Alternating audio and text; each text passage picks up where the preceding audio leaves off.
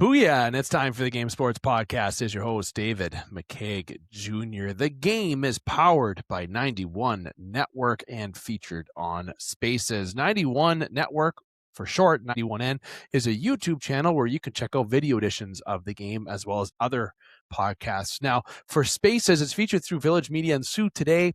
It started in Sault Ste. Marie, now it's branched outside of Sault Ste. Marie. All sorts of spaces for you to enjoy, and the game is under the hockey and sports section in the Sault Ste. Marie Spaces, but you can check out many other options: music, art, agriculture, travel. There's just so much to list for you to check out, so head on over to Spaces, check out the space that is right for you. Now, the game is also on all platforms, okay? If you just go to Google, you go to ChatGPT, go to Gemini, you go to Pilot and Teams, or you'll just look up the Game Sports Podcast. It will give you everything that you need to know. We're featured as well for audio editions on Spotify, Apple, Google, Amazon, Podbean. You just search us, you find us, and while you're there, don't hesitate to hit like, follow, and subscribe. And of course, you could have also been directed here through our social media channels. That is Facebook, Instagram, and TikTok at the Game Sports Podcast. Now, we have a loaded episode here tonight. And to give you the agenda, we're going to have In the Pocket start off after I do my intro and my little bonus intro topic before we get into In the Pocket, of course, as Justin Hykel will be coming by. We got the Super Bowl preview show as In the Pocket. Another season 9 of In the Pocket is going to be coming to a close very shortly as the Super Bowl is week. Second segment will be some chuck-a-puck action between myself and Jordan Trudeau. We did expect another guest or two, in particular a former co-host was supposed to come on by. However, there's some plans that changed. There was some, let's just say, topics that are together as one that we wanted to bring up as quickly as we could, but we couldn't plan it out. However, Jordan and I will get into that. And the third segment will be our top shelf segment where me and Brendan McCarthy are going to be going to the neutral zone. We're going to be looking top shelf, and we're going to be firing it upstairs as we get into updates around the National Hockey League. But Olympic preview. Yes, Olympics is starting. Friend of mine, friend of the show, Brad Jacobs, is already on his way. I believe he's actually will be in Italy today as he gets set, as from what I understand, he's the first event that will be going in the game. So I could be wrong about that, but nonetheless, the point of me bringing up that is Olympics around the corner. So Brendan and I are going to talk on the hockey portion. And if we have time, we'll dive into some other sports, but just so you guys can have your expectation set that we'll be diving into the hockey portion of it. Until Justin comes on, I wanted to talk about a topic that myself and Alex Parr used to come on to. And now I know Alex hasn't been around, and you know, there's things that come up and different priorities and different changes with schedules and lives and whatnot. Alex is very much still a part of the show, but what I can formally say will be more on a casual basis, and particularly maybe a bit more involvement in our special edition shows, which are resuming, as you can check out our recent one with Ryan Sproul. The WWE segment, you know, it's been a hot topic to talk about on the show actually since 2016 when we started the show. Don't forget, we're in our 10th year, just past our 10th birthday, and prior to that, it was called Coffee with the Coach. If you know, you know. But over 10 years of being the game, and WWE was a big topic on the show when we were on live radio on ESPN 1400, and prior to that, Eagle 95.1. And when we had the Podomatic platform, then went to Podbean, now we're just on all these different platforms, and how the show has grown is amazing. And to stay on point, Scott Nason and Butch Davis, Scott Nason, the original co-founder of Coffee with the Coach before he brought me in, where we changed it to The Game, and that's where Butch and EJ and the family grew from there. But they talked about wrestling a lot, did those guys, okay? And I grew up in the Attitude Era, and a lot of people my age, I'm a 91 birthday, got to enjoy very great storytelling. And I'm not talking about Vince McMahon as a person. We're leaving that aside. Whatever, you can have your opinion about Vince McMahon. The media can have their opinion. I'm talking about the content that was on point. And I'm talking about the wrestling side. Even the female division had some very intense matches. There was some great wrestlers, but of course the male side was certainly what it was, the Attitude Era. There was so much talent to choose from. It was unbelievable. The Rock, Stone Cold, Undertaker, Triple H, Kurt Angle, Shawn Michaels. The list just absolutely goes on. And, you know, there was a time that I saw John Cena come out for the first time. I saw Randy Orton come out for the first time. And I said, ooh, these guys coming out, eh? John Cena, the GOAT, arguably the greatest of all time. And one of my favorite actors, favorite athletes, favorite overall to celebrity is The Rock. One of my dream people to have on the show. I would love to have The Rock come on. And the reason why I bring up Cena and The Rock together in something is that, well, a year ago, John Cena and The Rock had a little heel turn action and it broke the internet. John Cena's heel turn was epic for that first few months. It was wild. It literally broke the internet. Where the heck did The Rock go? It's like that happened after Elimination Chamber in Toronto. All you saw come out was Travis Scott to screw over Cody Rhodes. And I don't want to see any of Travis Scott, okay? Why I mention this is because there's been some storylines by Triple H that he has dropped the ball on, but he built up something that should have been great. There were some great things, some things that started off great that didn't end up great, and then some awful things. And why I'm bringing this up, and I'm not meaning to talk about something a year ago, I'm talking about the Rumble this past weekend. Look, you can say whatever you are wrestling. I'm going to tell you right now, it's cinema, it's fake, it's entertainment. We know that. Okay, we know that. You don't have to tell myself and Justin, who's waiting to talk certainly about football. I don't want to dive into this topic too much, but I want to give my reaction about the Rumble. Okay, the female Rumble and male Rumble, predictable. You want to know something? I got text to prove it. I predicted both winners. Roman Reigns was the easiest. The CM Punk lineup to Roman Reigns, if you date back to when he was looking at Cody and him about saying he's going to come back for a title, when Roman Reigns comes back, he comes back to win. It was one of the worst Rumbles I've watched, to be honest. There was some entertainment, but the iguana guy coming out, the other mask guy, this mask guy coming out. You had Obafemi, who was a stud. Okay, that guy is telling you right now, this guy's the future of wrestling. Okay, I got a good feeling about Obafemi. Okay, but then Braun Breaker, comes on out and gets stomped, and it's by another masked guy, and he's like, it's like he went for a snooze. If you saw me on video, I reenacted his sleeper after he got knocked out, and then he got put in the Rumble, and Oba threw him out. And then Brock Lesnar, he gets thrown out while people are yeeting in the crowd. Like, come on, man. Like they're the story. Like, I respect Triple H because I mentioned the Attitude Era, but the Rumble this weekend was not good. I wasn't a fan of it. I watched a couple events in wrestling. I watched the Rumble. I watched Elimination Chamber last year because of where it was, and I was supposed to go, and I'm so mad I missed it because of what happened. Cena's heel turn and WrestleMania. Those are the two, maybe three that I watch. Rumble and WrestleMania. That's what I watch, and I keep in touch with it though because I have a sports podcast. And Triple H has had some fire. He's had some ice. But my reaction for the Rumble this weekend is that it wasn't good. I wasn't a fan of it. It was predictable. I'm okay with the winners. It was just predictable. And Triple H, you dropped the ball on a few things. That the Rumble was one thing, but you've had some great stories. But I'll never forgive you for the heel turn of Cena and how that whole retirement tour ended. Wasn't a fan of that. But my reaction, to keep this short and sweet, and yes, that's a short and sweet version. The Rumble, I'll give it a grade of a 4 out of 10. And that's being very nice. And that's me talking about the whole entire matches. That includes Gunther Styles, which is probably my favorite match out of all of them. And when I talk about the Rumbles, it's great that Roman won. I'm a Roman fan, but too predictable. So that's my grade about the Rumble. Yeah, you get to hear me talk about wrestling for the first 7 minutes. I've been waiting a long time to talk a little bit of wrestling. But Hike, let's say hi to you. Hike is ready. Justin Hykel's ready to go. We're going to be talking in the pocket very momentarily. But Hike, how you doing, my friend? Good to see you. How's everything? Good to be here. Good to be back. Yeah, no, it's 2 weeks off, week off, 10 days off. But yeah, no, I caught the Rumble on the weekend. Not my favorite. Definitely not my favorite. Iguana guy. I can't. I'm all right for the comedic stuff. It's all right. But there's probably some other storylines you could have built up. The original versus regular.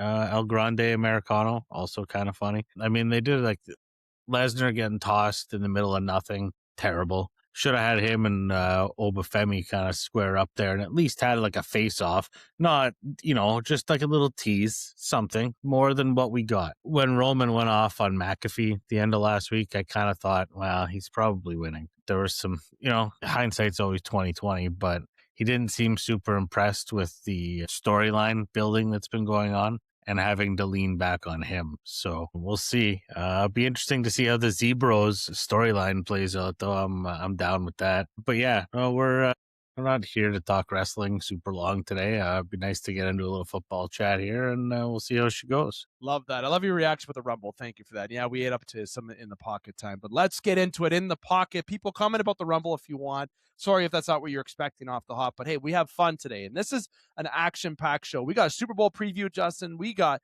Olympic preview, and we got some local drama. And that local drama talked to the referee, and we've been talking on Facebook, and there was some plans, but a little too short notice. That's the joys of us recording on Tuesday.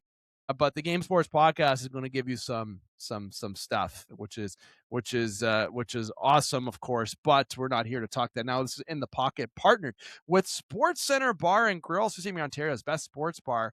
5 years in a row, best wings over 2 years. And I sit here because I made a note to myself that I wanted to touch on later. That's what I do.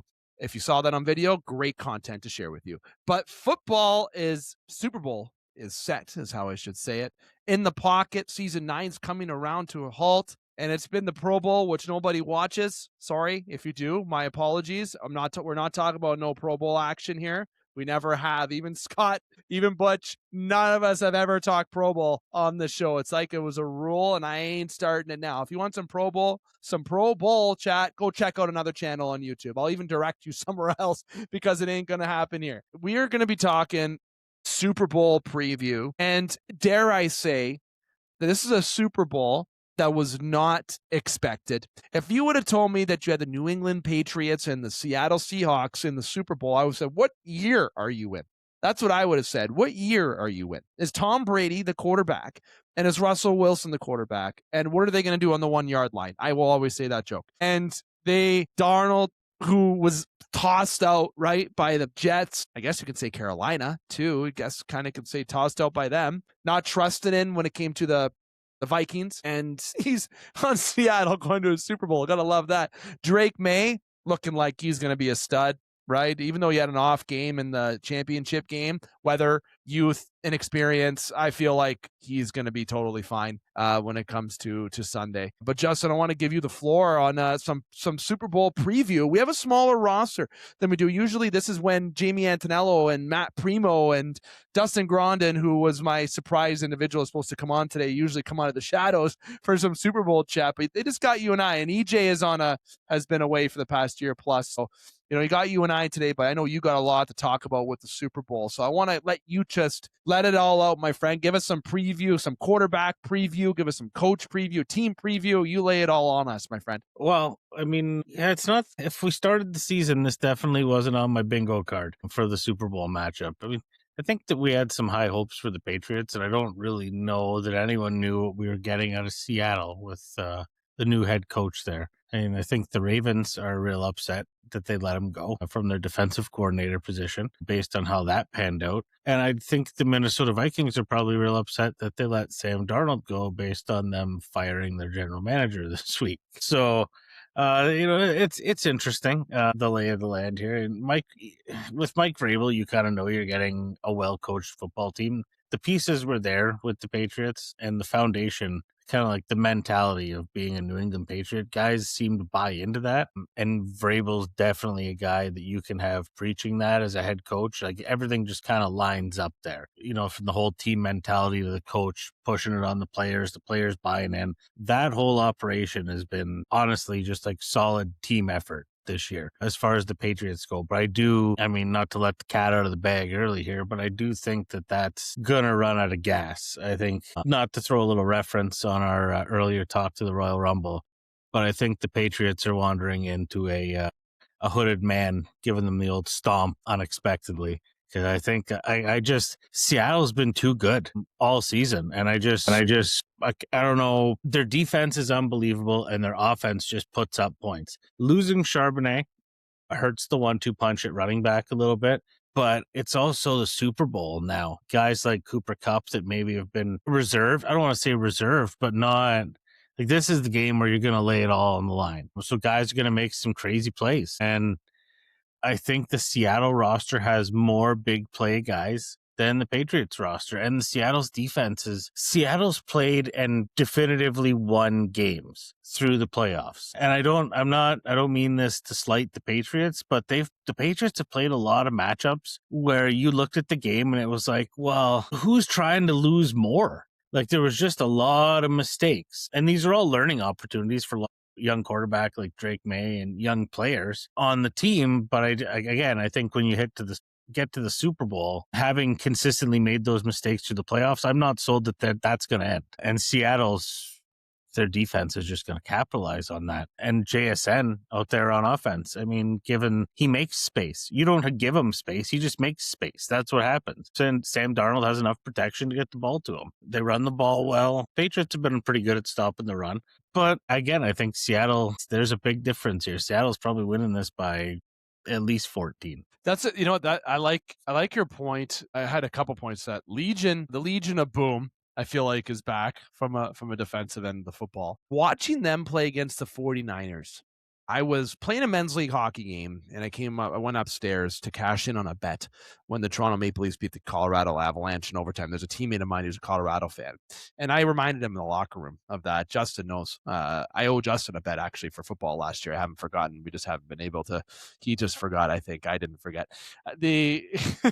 And the hot wings, mind you. So I went upstairs and to this place, and we promote Sports Center on this, but obviously where we played, there was a different place I went to, and I'll be honest with that. I know Sports Center won't hit me over the head, I don't think. They'll probably give me a little chirp via text, but I was watching that game, and I was wondering, who the hell is this team? And not San Francisco, Seattle. Is it fair? I know how loud that this year they were good, obviously, but I didn't know they were that good. You know what I mean? Like, I didn't predict that. You just saw it in the playoffs, and I remember looking at one of my teammates saying, "Is this the team this year?" San Fran's a good football team. Okay, that is a good football team. The Broncos, you know what? Bo Nix aside, unfortunate, or Bo Nix, drawing a blank. Sorry, that's in a whole other topic, a whole other point. Let me stick to this point. Their road. My whole point is their whole road is that they've convincingly, that's the word I'm looking for, beat good quarterbacks. They killed the Niners. They had convincing wins. It probably should have won by more in their last game, right? I really feel that Seattle is just too unstoppable. I know we're going to have a prediction, but when they played against the Rams, I was going for the Rams, Sam Darnold, right? And then you look at the 49ers game, it was a 41-6. If I remember, that game was like 41-6, an absolute shellacking. And when I watched the New England Patriots, when I watched them play last week, I said, oh, weather aside, and you put them side by side, Seattle's the better football team. They're more scary to look at. They're for real. And what I wanted to touch on there, as I went on a little bit of a tangent, which I'm allowed to do, is watching them play against the 49ers. That's when I knew that, oh boy. And people don't think the 49ers aren't good. That's a good football team. Okay. That is a good football team. To beat them 41-6, I believe the score was, like I said, that is okay. You get beat up like that in a football game in the playoffs. I would have maybe said, maybe making it here wasn't what we deserved. Sure. But Seattle is for real, ladies and gentlemen. And I know we have our predictions to make at the end, but the Legion of Boom, and you look at the quarterback matchup. I'll go to that for a sec, Justin, because I know I mentioned quarterback. You have Drake May, who grew up in North Carolina, if I remember correctly. I was just trying to remember some stats here that I heard. And he attended the Super Bowl at Levi Stadium 10 years ago. There's a little story about that I remember. He attended the Super Bowl. He was 13 years old, and it was Carolina and Denver 10 years ago. And that would have been Peyton Manning, if my memory serves correctly. That would have been Peyton Manning's year that he won with the Broncos. People might think I got that right. But anyways, he went. He's somebody who's watched the game, and now he gets to go back to Santa Clara as one of the top candidates for MVP this year. Okay, and that was something that was mentioned on the telecast and what I read online too, and I was memorizing what I read. But so Sam Darnold was a 3rd overall pick. May's like the 9th, I believe he's the 9th second-year quarterback to make the Super Bowl. Okay, and he aims to win it since Russell Wilson did in 2014. How convenient is that? And he would be the second youngest super quarterback, this one I wrote down, since Dan Marino in 1985. Okay, all these stories this year, we talked about stories lacking a little bit this year. The Super Bowl has some neat stories and some past where Drake May was at the Super Bowl, watched it, now he's playing in it. And Darnold struggling with the Jets, with Carolina. And he said he was a backup for the 49ers. I can't forget that. That just came back to my memory too. Okay, before he was put into Minnesota and between Minnesota and all that and coming over. So when I look at this, I see two quarterbacks that didn't go through odds. I think Drake May is somebody who is inexperienced, young, but getting a fantastic opportunity and deserves to be here. You get Sam Darnold, who's another young quarterback, but has not gotten a fair shake, has waited his time. He found his team, and he is gelling in this system, Justin. So two quarterbacks, some unique stories. One that had a rough road to get where they were. Another one who's new into the league and has been given the keys to a very nice car right off the hop. And I think by saying that, I think Sam Darnold has the edge just in the quarterback matchup. Despite talent aside, I think Drake May I would choose Drake May over Darnold, to be honest with you, if I'm building a team. And I'm not talking long-term, I'm just saying in general. But when you have somebody who's had that much work and needed to bounce back that much, there is not much stopping somebody from being able to get to that end goal, okay? Because you know he can just smell it. You can know he just wants it. So from a quarterback matchup, I'll touch on that I wanted to touch on is that it's a close matchup, but you got to give the edge to Sam Darnold. Yeah, I'm with you on that one. He's got the experience. He's been patient and working at it. I mean, quarterbacks get tossed in the garbage pretty quickly in the NFL, and he's managed to hang around. I think maybe the 1 year in the Shanahan system down in San Fran opened his eyes to quarterback play a little more, because the San Fran system seems pretty plug and play. Any quarterback can, if you're good, you can play in that system. I mean, Mac Jones looked awesome this year. Brock Purdy looked good. So you know what I mean? Like he may have learned a few things. And then again, going to Minnesota, having the opportunity to play with absolute stud wide receivers in Minnesota, along with Kevin O'Connell, another known quarterback whisperer, so to say. I think Sam Darnold has just been able to add a lot of things to his jar appropriate here. Toolbox. There you go. He's put a lot of things in his toolbox and moved along through the NFL. And he's just Seattle. Like it's like lightning in a bottle there. Also, crazy, interesting stat that I'm stealing from the internet that I read today. See, the GM in Seattle, this is the only team. He's the only GM to take a team to the Super Bowl twice with a totally different roster. Not one single player is the same from their last Super Bowl win. That is so cool. That's a great stat. Like, and I believe it's coaching staff as well.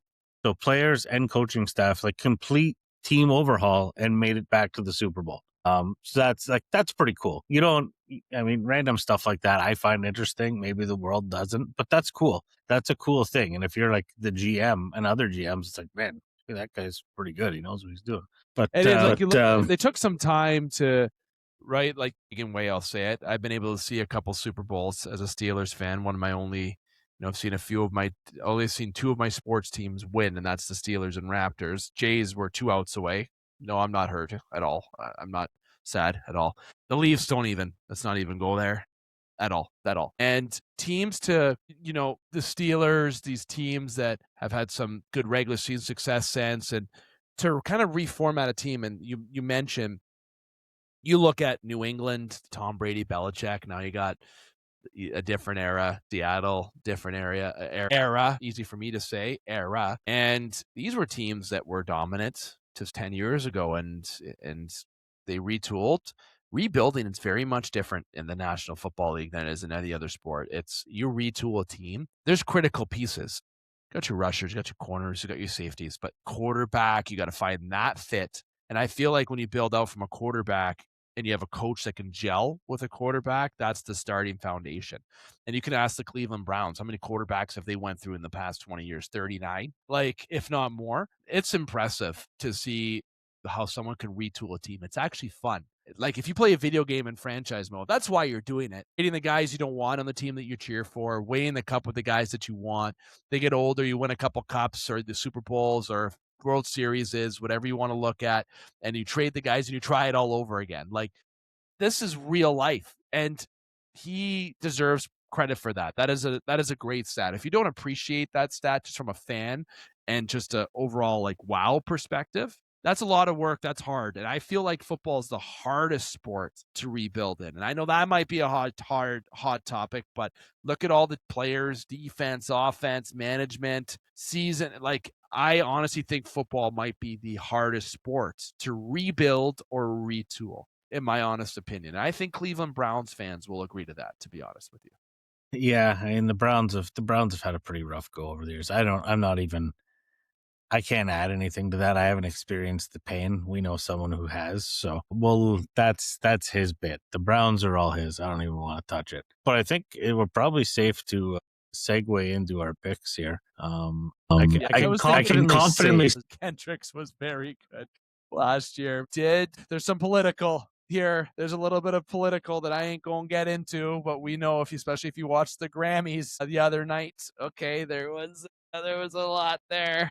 So I wonder if there's going to be anything. I wonder. I don't want to get into that topic, but I feel like Bad Bunny, be as passionate as he is, I think something's going to be done where he calls out something, because that's how he is. So that's why I want to bring up who's performing. But I feel like we saw Kendrick do something last year. I think Bad Bunny's got something up his sleeve. And I'm just going to leave it at that. If you're picking up what I'm putting down, good for you, because I'm not talking about it. But yes, Justin, Super Bowl favorites. You got Seattle and New England.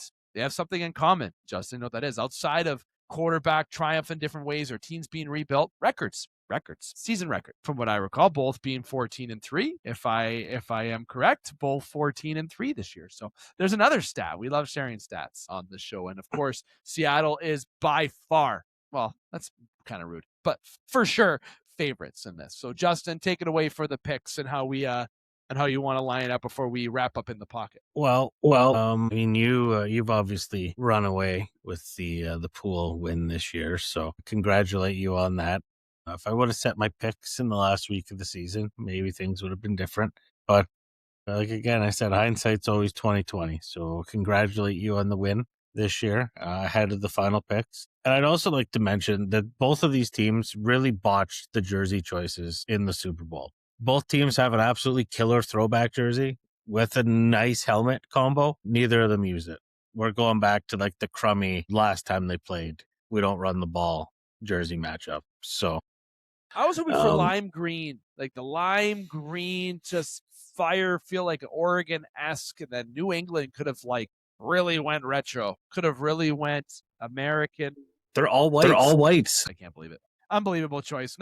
That's definitely a loss. Good call. That's definitely not a loss, a negative, a down, a thumbs down. There we go. Yeah, I guess as far as the game goes, I mean, obviously I let the cat out of the bag earlier. So Seattle, I got Seattle winning. And my final score prediction of the season, 42 Seattle, New England 24. So a bit of a shellacking, as probably only me would say. A shellacking.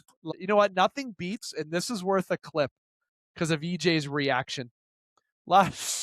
Last year, I forget who you predicted to win as I get things stuck to my shirt. 52-14, the Lions, I believe. It was like 52-14. And I remember EJ's reaction going, it was genuine. If you want a good laugh about a reaction on TikTok or our social medias, I'm not just plugging our social media, go check out that. Scroll down. I don't know which one it is. I'm not looking right now because it's not good for content, but it's worth checking out our channel to see that prediction where EJ's reaction was the best. Are you literally insane? And he jumped in. It was great. But you know what? I ain't doing it for this score because I think Justin's on to something. I'm going to one-up you on one, Justin. I'm going to give you something that I'm being honest about. Sorry, New England fans. Seattle is winning this football game 38-6. 38-6. I'm going to be bold and go 38-6.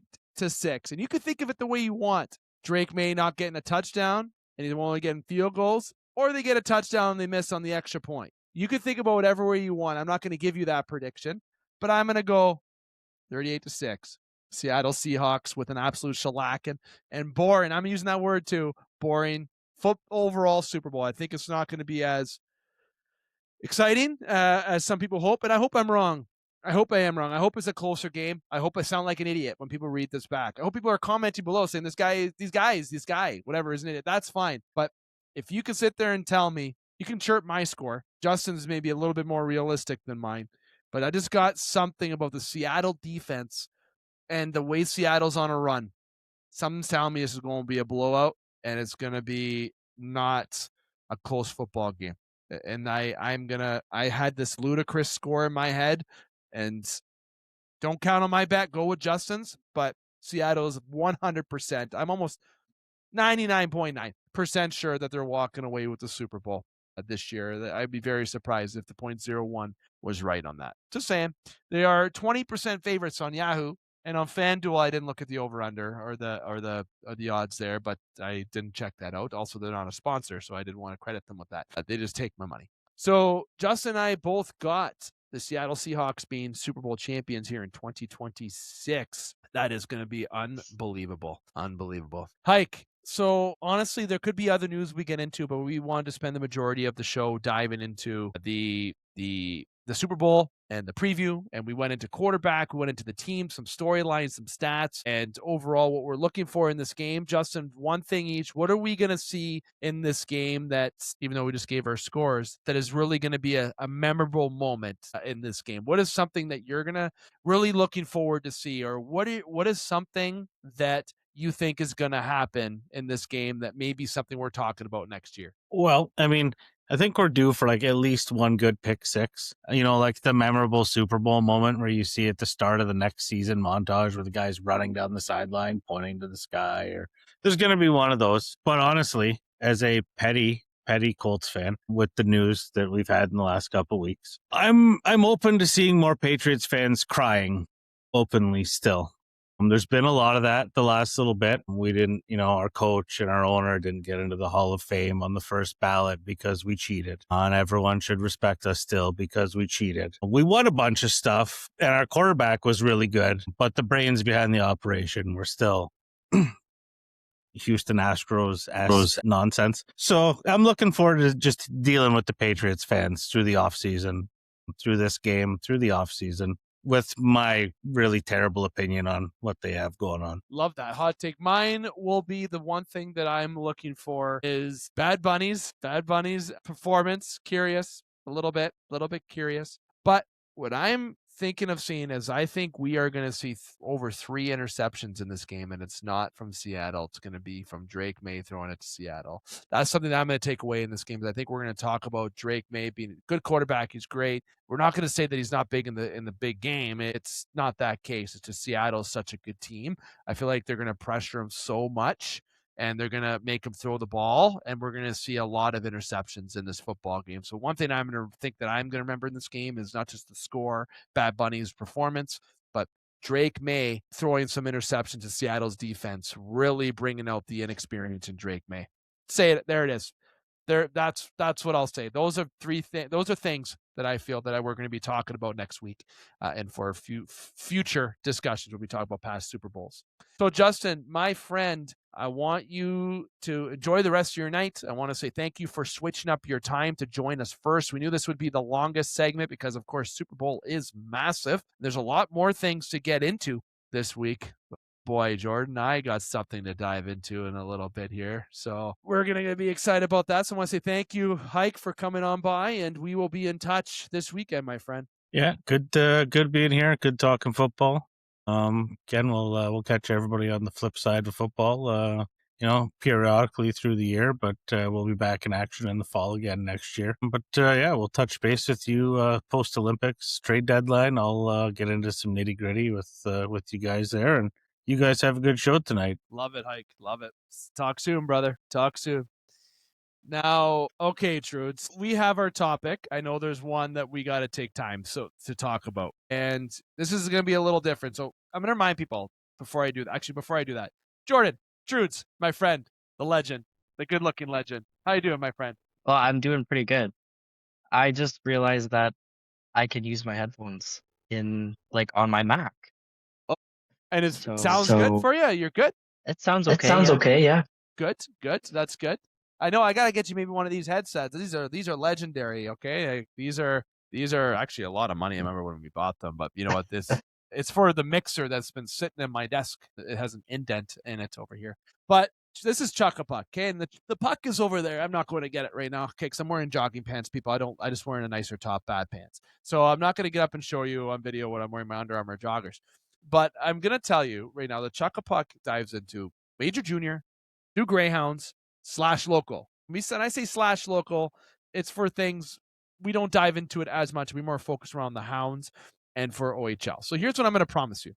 We have Brendan McCarthy coming on around 7:50, okay? So what we're going to do is we're going to give a couple minutes here to the Ontario Hockey League and Hounds combined. I'm going to give Trudes the floor for about 90 to 120 seconds to give us a quick little rundown, recap, and what's to come. Then we're going to talk about a topic that happened locally, and I'm happy that it's a little bit of a 8 to 10 minute point, because maybe there's going to be more next week where this person's going to be coming on the show next week to talk to Jordan and I about what has happened.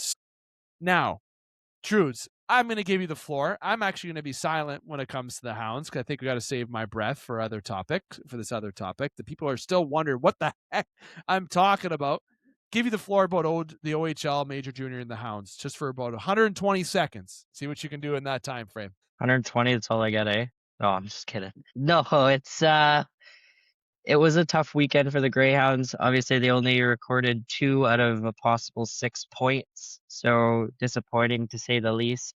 But when you take into account their record over the past 10 games, I think they were kind of due to fall into a little bit of a lapse. You know, you play such good hockey and you are not lucky, but you're on the winning side of 8 straight. Your luck's bound to run the other way.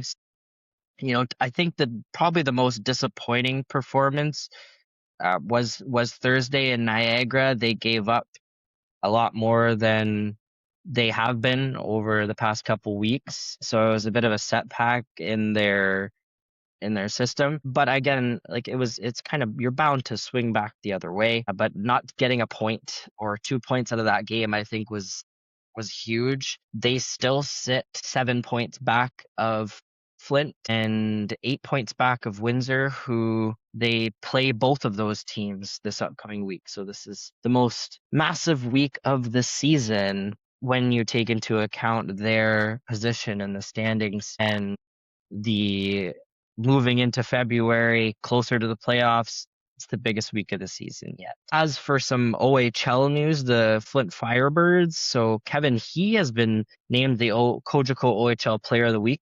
Flint they've had a really, really stellar season. They have a very good goaltender in Mason Vicari, and he has taken them and he has helped them get to the top of the Western Conference, or near the top of the Western Conference. They're just putting together one of the best seasons in the Flint Firebirds' recent history. They have so many dangerous weapons, and that we're gonna see. We're gonna see on Friday night when they come to the Soo.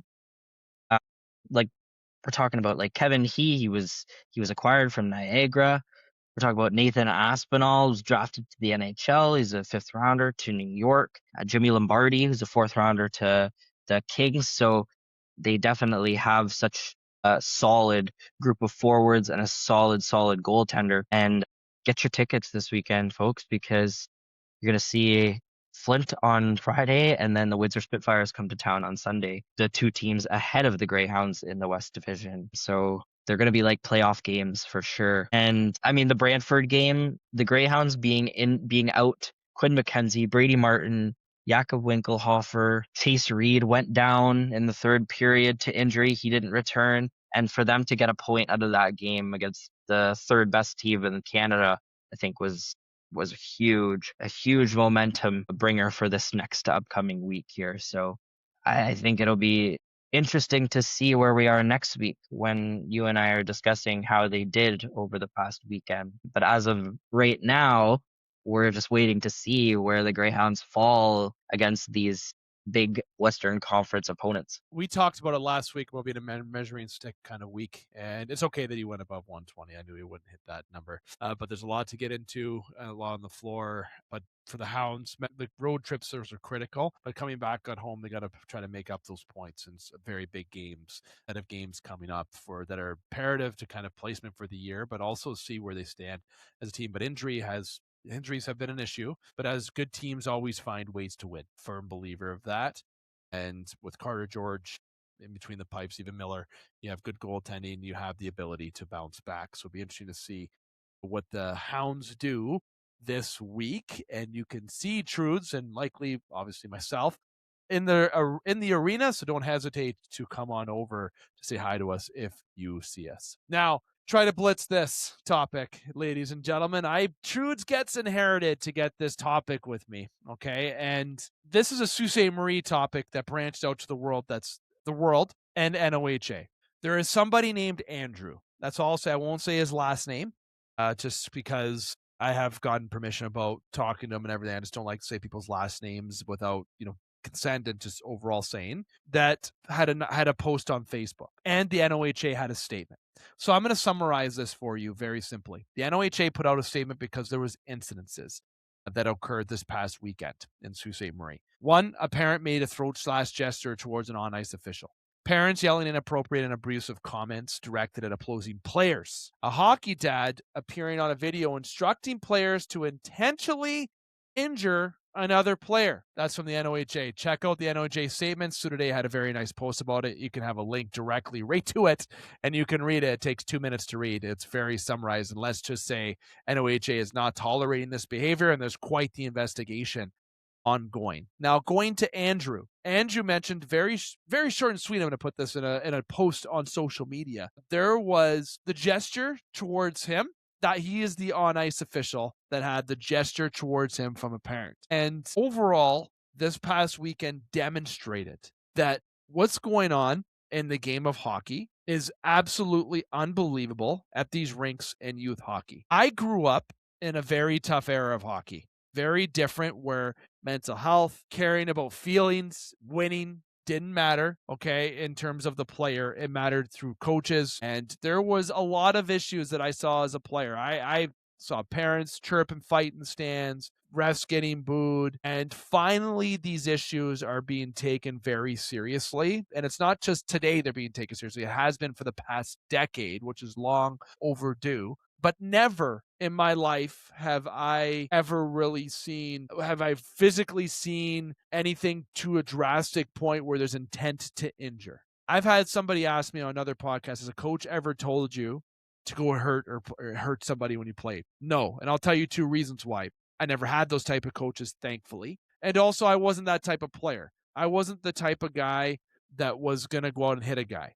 But what I'm sharing with you is what was shared, and I'm going to share a quote from his post. It's people like you that are causing young people to give up reffing. Imagine if I was a teenage referee and you did that to them. What if they actually took your gesture, went home, and did the unthinkable? How big would you feel then? Luckily, I've been through my share of in life to realize you're not worth my time or effort. We as refs do our best to call the game, and guess what? We're human.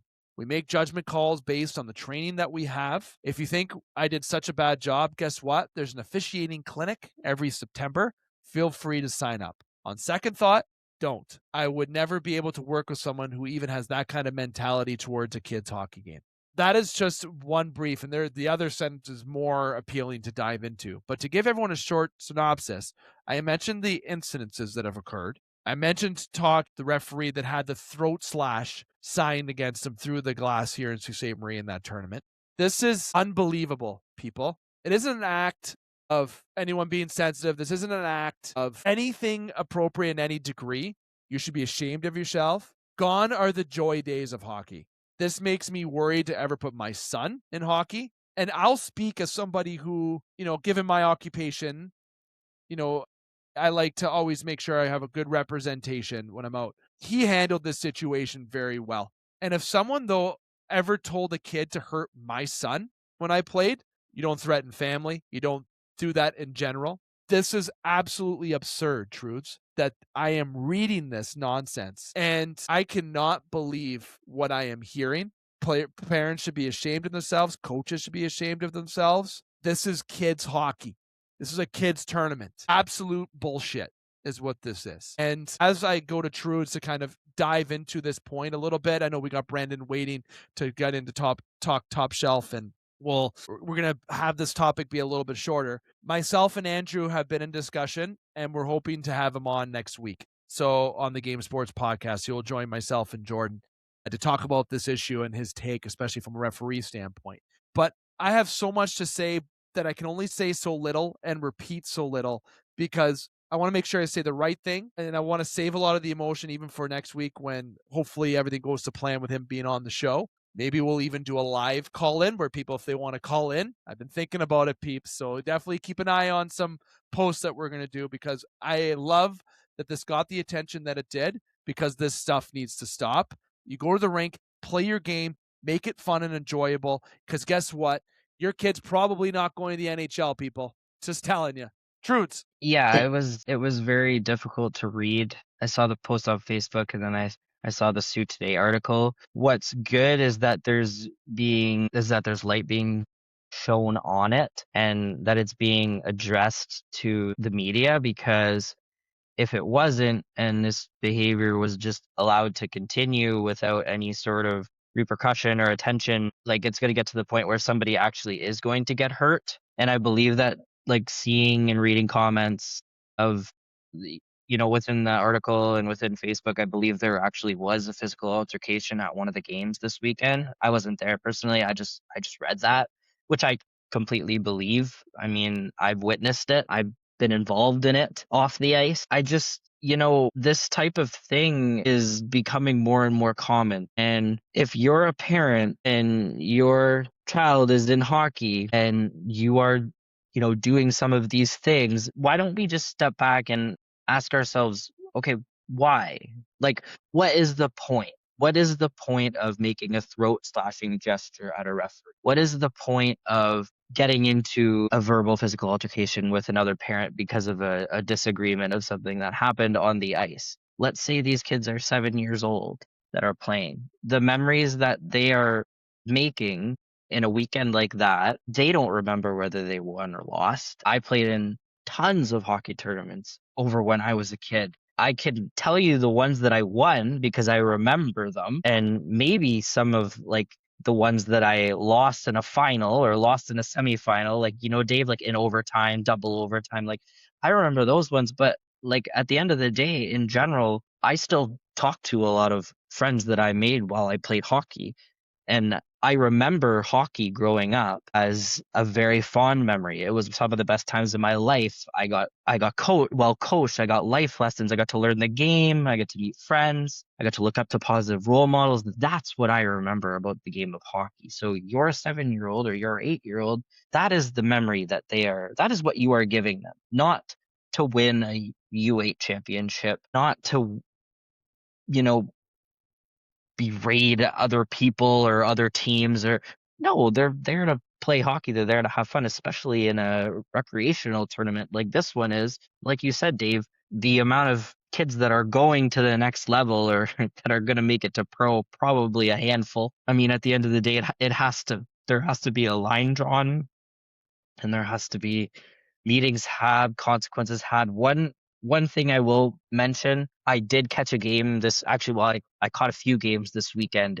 In one of the games that I did see, and again, this is a house league game. It's not rep, it's not AAA. This is kind of the main point that I wanted to make. I think this is where it begins. It stems from this. I watched one team play one player with 5 defensemen. So there's a rotation, Dave, as you would know. They played one player every second shift. So if you know hockey and you've grown up in hockey and you can figure out what that means, it means that there was no fair rotation from that coach. It was just the same player, albeit the best player, going directly off the ice right on next shift. So taking one break and going on next shift. So the other 4 defensemen each had to sit an extra time in order for that rotation to go throughout the whole game. This is a house league hockey tournament. We're supposed to be developing players. We're supposed to be making them better. And to do something like that at that level, just to me, that's unacceptable. And I think that is an example of an event or something that happens that's controversial that gets people fed up and it gets people frustrated and they tend to lash out, which is what we are seeing. So there are a lot of issues. Does that excuse the behavior? No. But as a logical person, you look for reasons as to why this is happening. That could be one.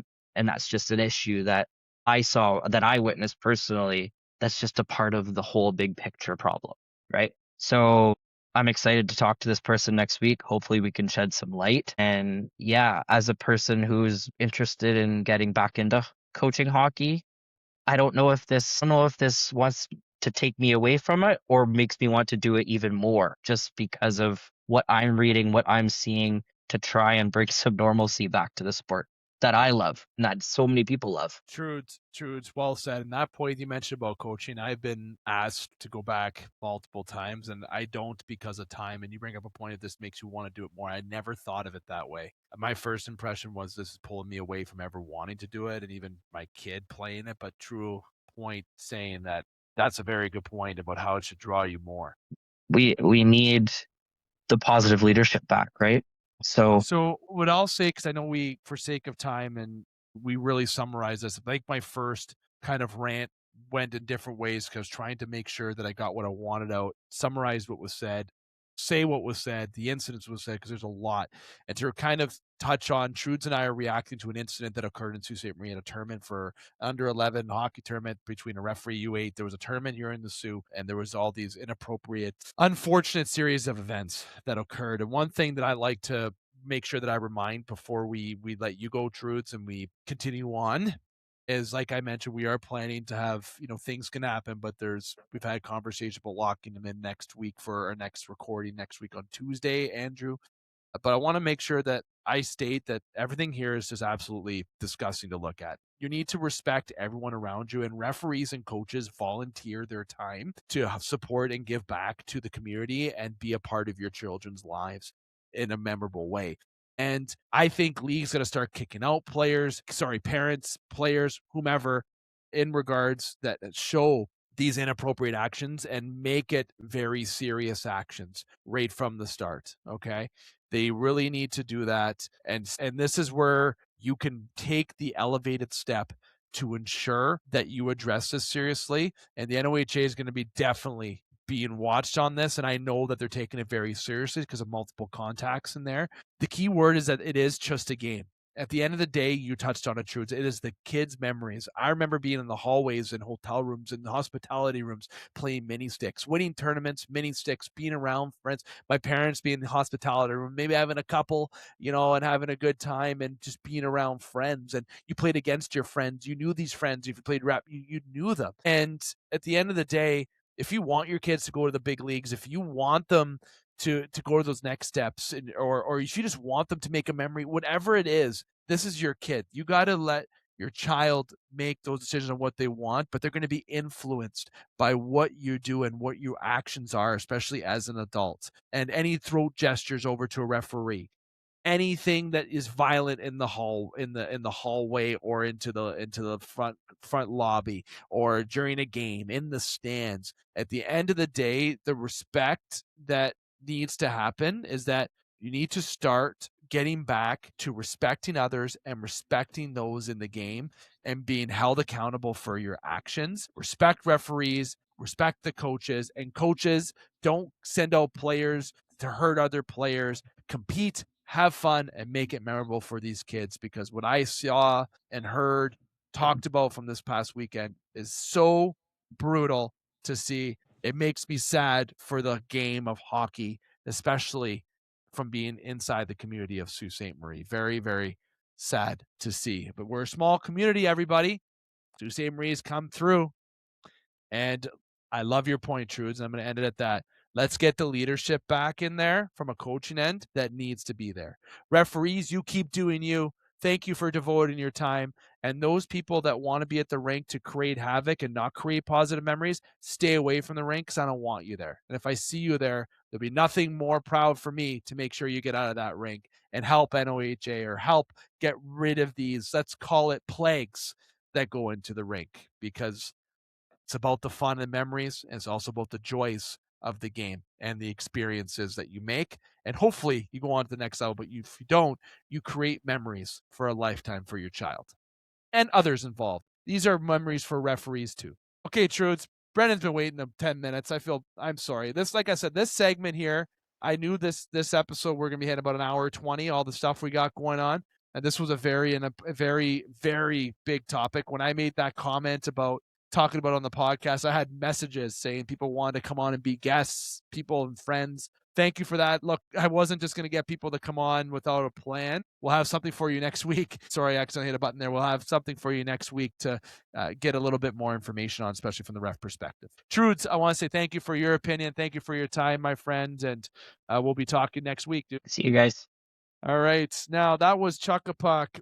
My friend, the guy who always patiently waits, takes his time, and makes sure. So, Brendan, I thank you for waiting. Very passionate topic did we have there, myself and Jordan Trudeau. Very popular topic. Sault Ste. Marie, let me tell you, I'm very excited to hopefully everything goes as planned next week to talk about that a little bit further. And I had to take a quick breath here. So, Top Shelf, great way to end the show. We're going to end it on a positive note because we got the Olympics around the corner. As we're recording, there's still a hockey game to be played tonight for the Toronto Maple Leafs and Edmonton Oilers. So we'll have a quick NHL update around the horn, but we're going to be diving into the Olympics a little bit, and it's going to be more of a quicker Top Shelf segment today. But Brendan, where I want to start it is around the National Hockey League. Okay, there's instances that you look at something and go, wow.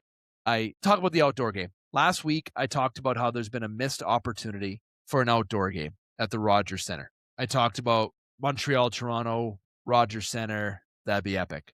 There was a game between Tampa and Boston, and Vasilevsky and Swayman throwing bombs. I'm all for it, man. Like I'm loving the action. I know that fighting is a very hot topic when it comes to hockey. I have people that are advocates in the other direction, but I'm not playing advocacy for anything on either side. I'm just saying that was one heck of entertainment. So where I want to start my NHL around as an update is goalie fights this year. We got a couple under the belt already this year. And I think Vasilevsky, I don't think Jeremy Swayman knew that Vasilevsky was a southpaw.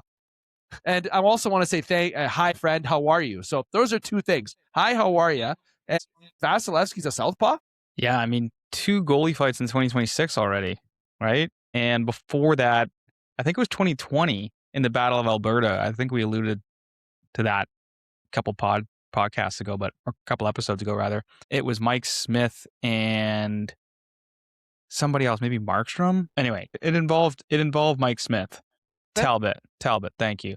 And now in 2026, we had one in January, Bobrovsky and Nedeljkovic. That was about. And then that Stadium Series, man, that had everything. I mean, Boston was up 5-1, and the Bolts roll back and win in a shootout. Pasternak hit the post. And then, I guess, leading up to that goalie fight, I think there was a point shot, and then Hagel admittedly kind of was giving Swayman a little, post-whistle jab in the, we'll say, lower body region. And Swayman just lost his mind. Like, he was incensed. So that kickstarted everything. But then it was almost just like a ding, ding, ding fight club, Swayman and Vasilevsky, toe-to-toe. And Vasilevsky's a big boy, man. He covers a lot of that net. And Swayman, good for him. They both went at it. People love it when you see that. Because even before 2020, that Battle of Alberta fight, you hadn't seen one in years. I think people thought you'd never really see it anymore based on where the game is right now, right? Like, it's a lot of skill, and you don't get really the rock'em sock'em hockey much anymore. So, right, yeah, and I think it's awesome. But yeah, a Rogers Centre Stadium Series, that would be unreal. Did you just call him Barry Bettman? If so, that's perfect. That's where my mind's at. That's how frazzled it has me. Gary Bettman has me. No, it's Barry now. Barry from now on. Next update besides that and the Stadium Series stuff, which Barry Trotz is out when it comes to Barry Trotz. I think of Barry Trotz, legendary coach, legendary in Nashville. Obviously, it's Nashville. He's made some contract signings that didn't work out to the ability that he thought it would with this team. And this team, I thought, would be in a different spot last year. They got some heat. They got some momentum. There's been improvement, but Barry Trotz is no longer the GM for the Nashville Predators, and Ukko-Pekka Luukkonen is out for Team Finland, has been replaced by Jonas Korpisalo of the Boston Bruins. Will be replacing Ukko-Pekka Luukkonen with the Buffalo Sabres, the hot Sabres, may I add, Leon and Alex Leon. And Ukko-Pekka looking great. The Buffalo Sabres looking like an absolute wagon. And Jack Hughes still dealing with injury troubles. Doesn't seem like, I believe it's beneficial, but I'll just say it lightly, that he will not be playing for USA in Italy. So some news go around the horn. Sorelli, we'll get to that in our Olympic preview in just a minute. So I'm going to hold that for Canada. But just a little bit of injury news. And as I mentioned, I think tonight, being one of the last nights of the regular season, is imperative for a lot of teams to really see what their layout of the land is going to be for the future of the season. If you look at teams like the Buffalo Sabres, the Boston Bruins, there's teams that are on that wild card outside looking in, and people are like, well, Toronto, if they win tonight, they're only 5 points behind the Boston Bruins. Listen, Leaf fans, okay? Before I get into the Olympic chat with Brennan, I think we got to start thinking something, okay? I'm going to grab something. If we're on video, I'm going to think of something. This is a box. Okay, it's a box. Okay, in this box, you got items. Right? You open the box, you throw the items on the ground. Okay, you know what that means now? You got an empty box. Okay? In that box, maybe you go, okay, I want to keep this. Then you go, I want to keep this. And yes, that's an LCBO card. You keep some items, but it's time to say, okay, this has got to go. Oh, this is nice. This has got to go. Then this has got to go. So, Brennan, I want you to give me a list. I'm putting you on the spot of 5 teams that should be sellers at the deadline. I already gave away one that I think should be, but give me 5 teams that you think should be sellers. And to throw a loop in that, one of those teams has to be a team that believes they can still make the playoffs. Great question. So I think the Leafs fall under that. I do think they think in their minds like, we can still do this, but it ultimately come down to Trey Lemon because he's got a busy winter break to consider a lot of things. I think that he comes back and he just decides we're sellers, then it's pretty hard to stay motivated that way. I mean, as a player, you're always going to show up and play the game and try hard, but if the GM is basically like, yeah, we're sellers, it's basically like, I don't have faith that we're going to make it. So the Leafs, to answer your question, as sellers and a team that probably thinks they can still make it. A couple other Canadian teams, I mean, the Flames, the Jets, Sens are at that point too, right? It's crazy to think. Yeah. And then, man, I still think Florida gets in. I still think Florida gets in somehow, some way. Like they're gonna get Barkov back. Kachuk's gonna be healthy soon. So it's the Canadian teams mainly. Like there's probably gonna be at this rate. It could just be the Oilers, but at this rate, there's gonna be 2 Oilers and Habs make it. Right? I think the Habs will make it. I think they've been solid and consistent all year, but I still think maybe Florida gets in somehow. So who do you have as that 5th team that you think would be a seller at the deadline? 5th team? What did I say? 4? So basically all the Canadian teams that are out right now. And my 5th, I mean, geez, like I'm not looking at the standings right now, but that's the point on the spot. Yes, Columbus. Very good pick. I like that. To give you mine very quickly and simply, I'm going to say Toronto is in that. Sorry, that breaks my heart. And this is going to come as a surprise, very much a surprise, I feel like, to a lot of people, is that I'm going to go with the Seattle Kraken as another team who sits 3rd in their division right now. The Florida Panthers, I'm also going to go with for number 4, the Washington Capitals, and of course, New York Rangers. Those are teams that I'm looking at. And the team that I consider that thinks they can get in, I'm going to say that that's the Florida Panthers. That's not even the team that I think is going to be the one that thinks it can make it. I think Toronto, there's going to be some decisions that have to be made, and Toronto is, depending on what happens tonight against Edmonton as another measuring stick game against a team in the playoffs, will determine Tree Living's plans in the break, because they had some challenging wins against teams that were at the bottom, Vancouver and Calgary. And Edmonton, a team that is second in their division. And arguably, the Leafs are 3 points behind Edmonton, technically in points. A good measuring stick game for a team that's been back-to-back Cup finals. And you've had some very poor measuring stick games against Minnesota and other teams that I can think of right now. So this game is vital for Toronto. And this is, I'm not going to get into tonight because by the time people listen to this, the game's going to be over. But Toronto's going to start thinking about a retool, not a rebuild. Brendan, you had something to add to that? I was thinking on the drive home today, I think Leaf fans would actually be cool with a retool. People keep going back to Boston last year and what they did, and I guess they're in not slightly, they're in a different spot because they've won before, but just in terms of that passionate fan base that is like, we know you can't expect to make it every year, right? Like at this point, Leaf fans have been lucky and it's been a lock almost February every year in the Matthews Nylander era. It's like, yep, who we play in the playoffs, and it's almost just like you're expecting it, right? But the competition has gotten way better, right? And I think if you're Leaf fan, is like let's just be honest here, right? Like they don't want to be fed a lie of like, hey, hold on a second, like if we win tonight, we're 5 points out. It's like the worst spot to be is in no man's land. So that's basically outside the top 5 worst teams in the league and a couple points out of a wild card spot, right? Because then you lose that top 5 protected pick to Boston, right? In the Carlo deal. You get, if you're picking 6th in the draft, Boston gets that pick. If you're 5th and under, you are getting, that goes back to Toronto and the pick moves to another year to the Boston Bruins. And let's not forget the Leafs don't have a first this year, next year. So what's the plan here? Tree living? What's the plan? I think you just do a quick little retool. Fans are like, okay, let's accept it. And then stock up a little bit because they are depleted with just like, they don't have anything right now in terms of picks or prospects. Fraser Minton's lighting it up with the Bruins right now. I think you pack up that, I'll call it a cube U-Haul. You pack up that cube U-Haul and you move on from the season because it'd be a typical Leaf thing to, holy crap, wait a minute, we've strung a couple wins together, comes down to game 81-82, fall flat. So better to accept it and be honest with the fans. And I think if you're Brad Treliving, it's in the best interest of the team and keeping Leaf Nation honest to just retool, sell, let's get ready to rock next year.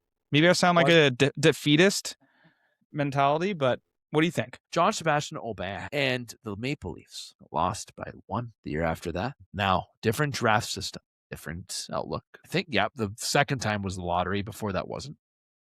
I'll say to you right now that you're going to make a run for the playoffs. If you miss out by 1 point, typical Leaf way, you're giving that pick to Boston. You've likely not made any moves if you made that run. And you're setting yourself back. You have to have the face and the harsh reality to know when it's time to open the wallets. And it's not, I don't like Chris Pronger's take about bearing it down to the bones. There could be a proper Boston approach, but let me give you something, and I really can't believe I'm saying this. Treliving's not the guy to do it. This isn't a GM's fault or a coach's fault. This is a roster problem. Leaf fans understand this. But Treliving, despite having a good cooking this offseason, he tried. It's time that somebody young that has an Yzerman-type fingerprint. I'm looking at Jumbo Joe Thornton. Would love to see Joe Thornton come be the GM in Toronto if he ever wanted to leave San Jose. He's involved in that team. That is what this team needs, that fingerprint of somebody. So Joe hasn't won, but someone who is going to stay loyal to someone like Auston Matthews and Willie. Sure, you're stuck with those guys, but build around them the right way by a retool approach. Change the mentality. And why I mentioned J.S. Aubin, because of that 1 point that they missed the playoffs, cost this team a higher draft pick. You get the hopes up of the fans. It's unbelievable. This very Leafy thing to do, that they probably are going to go for it, and they're going to make the mistake of missing it, and there goes their first round pick to the Boston Bruins again, who will probably draft somebody. They'll be a top 6 forward and be lifting the cup in 10 years. Say how it is. Brendan, I know we're getting a little bit of time. We have Olympic preview to do before we wrap up. So let's do that. I made you wait 10 minutes. We're already a little bit, not over. We're still on time. believe it or not, because I predicted an hour and a half for the show. So we still technically have about 10 more minutes left on the show here tonight. So I want to dive into the Olympics. I don't know if you had any final thoughts to add to that. I'd certainly do that when I go back over to you if you want to add anything.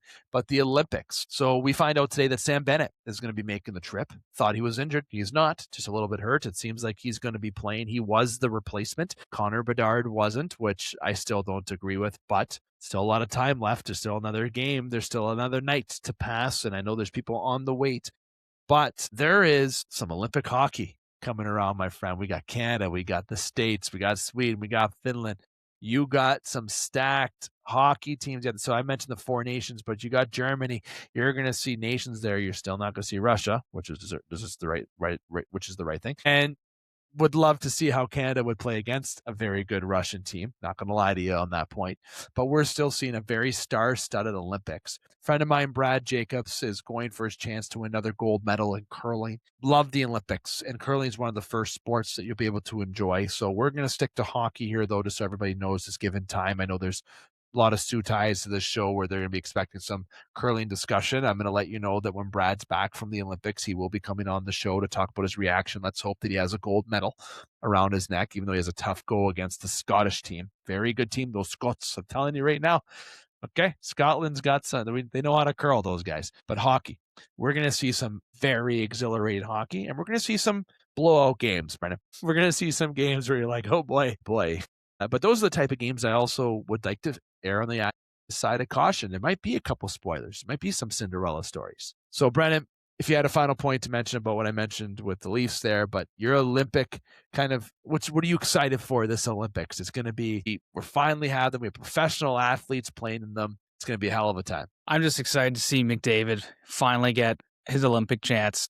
It's his time to shine. I know Crosby is Captain Canada, but man, like he is coming off that 4 Nations final, and this is just a little bit bigger. Actually, a lot bigger. 4 Nations was an appetizer, and now you got the entree with the Olympics, and no doubt he was probably watching the Golden Goal in his Newmarket home, and now he's a major piece to that already super talented Canada team with Crosby and McKinnon and Doughty. Doughty and Crosby are the only guys who are on the Sochi and Vancouver teams that remain. So I just can't wait. Puck drops Feb 12th. They're taking on Switzerland's the second game. Is it Czechia the first game maybe? Or Finland? But either way, it's going to be awesome. So big thing that I wanted to mention is you got a team like Italy who's on home soil. You got France who's got some young players. You got, except Balmir's got a lot of games. You got Latvia. You got to watch out for Latvia. They're sneaky good. They're always good international play. Elvis Merzinglands and Svidlovs in between the pipes. Denmark. Obviously, you got Ehlers, Freddie Anderson. Slovakia is a big watch for me. And I'm going to mention, I was really reading a lot of ESPN today and to some Olympic preview through CBC. And one thing that I highlighted for myself was Slovakia because of their young studs that they have playing, such as Nemec and Selfkowski. I'm a big Simon Nemec fan of the New Jersey Devils. I feel like that kid is an absolute stud. Germany, you get Leon Draisaitl. That's all I got to say about Germany. Switzerland, there's a lot of Devils on that team. The Devils love the Swiss. Hey, you got Hischer, Meyer, and Siegenthaler are the 3 Swiss there, and you also have Roman Josi, who's going to be a stud. So when it comes to Switzerland and Slovakia, those are teams that I'm keeping an eye on. Switzerland is going to be one heck of a game to watch. Czechia, okay, this isn't the Czechia team from the World Juniors, okay, but they still have a big piece in Lucas Dostal. Again, goaltending could be on the front there. Then you got the teams from the 4 Nations. You got Finland, you got Sweden, you got United States and Canada. We know these 4 teams, and there's a certain people that are at home for the United States. They're my biggest highlights. That's Caulfield and Jason Robertson. Okay, and from the Sweden end, Willie Nylander has been playing really hot. He's going to be bringing that to the Olympics. And Finland, it's unfortunate. They're going to be doing their Olympics without Alexander Barkov. So there's a highlight there. They do have depth, though, where they have Aho, Hentz. They have some pieces there that are going to be very impressive. Soros is definitely the big piece that can steal them some hockey games. And Canada, this is the best team in the Olympics. I'm telling you, for hockey, I'm sorry, United States, there's no bias to this. They're coming off a 4 Nations victory. They're coming off just an exhilarating, that seemed like more than just a hockey victory. And I know the United States are going to have a lot to prove, but this is a team that had some retinkering Canada. Anthony Cirelli's out, Sam Bennett's in. This is a team that still should be considered the favorite and the superior in this tournament. When you have a team of McKinnon, Crosby, McDavid, Cale Makar, that is unbelievable. No matter what, even though the U.S. matching a lot of that talent, especially in net, their goaltending is definitely the advantage for the United States. But I think Canada needs to continue that momentum. And McKinnon and Makar, these are guys that are at the peak of, arguably McKinnon's the best player in the NHL right now. He is telling McDavid that, hey, I'm here with you. Okay, this is also my league. And this is a team that is going to hold each other accountable. They're going to play hard for their country. Guys are in the Olympics for the first time. It's going to be very good to see. Now, Brendan, what I would like to do is I want to do predictions. Who we think is going to get a gold, who we think is going to get a silver, and who we think is going to get a bronze before we wrap up the show. So for myself, I'm going to say flat out, again, we don't do bias on the show. It's going to sound like it. But gold, I'm giving to Canada. Silver, giving to the United States. And for bronze, I am going to give that to Sweden. Those are the 1, 2, and 3 picks. Underdog of the tournament, I'm really torn between Switzerland and Denmark. But since Denmark doesn't have the full pieces, I'm going to say Switzerland is going to get putting up a bigger fight than people think. They're not going to advance, but they're going to put up a bigger fight, and they got some great pieces there in Switzerland. Brendan, how about you? All I care about is, and the rest of the nations do too, is who gets gold. Canada. Everything else, don't care. Canada, gold, done. Lock it. Love it. Love that. Love that approach. Short and sweet to the point, which is sometimes what I have a hard time doing. So, Brendan, my friend, this has been a top shelf segment. Obviously, we've had some extended talk here on the Game Sports podcast today. So I want to say thank you for taking the time. But any final thoughts before we officially wrap up the show this evening? No, sir. No, sir. Let's go, Canada. Let's go, Olympics. Let's enjoy some great Olympic action. Okay. Very excited about that. All right. This has been the Game Sports podcast. I want to say thank you to Brendan. I want to say thank you to Trues. And I also want to say thank you to Justin Hykel and to you, the listener, for taking the time to join the Game Sports podcast this evening on our extended version of the game. Next time you'll have us on for next week, we are going to have a very unique show per se next week, but we'll have some updates with the Olympics. But nonetheless, if you've loved the show, you like our segments, you want to interact, comment below, TikTok, Instagram, Facebook at the Game Sports Podcast. You can also check us out, Spotify, Apple, wherever you find it on audio. You just search the Game Sports Podcast, as well as video editions being on 91 Network. And check us out on Spaces. So until next week, I want to remind you to keep your stick on the ice, swing your bats, catch touchdowns, drain your threes, and shoot your shots. Booyah.